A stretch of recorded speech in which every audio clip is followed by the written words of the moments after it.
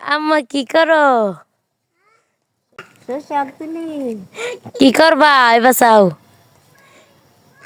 কি করবা?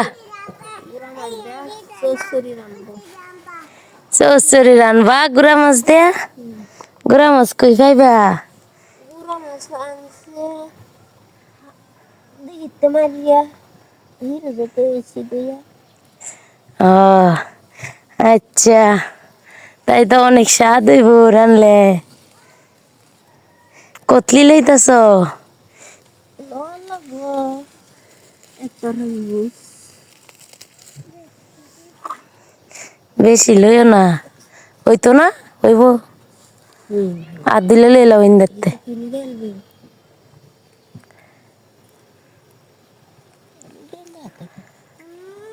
লাল শাক তরকারি না রঙা তরকারি না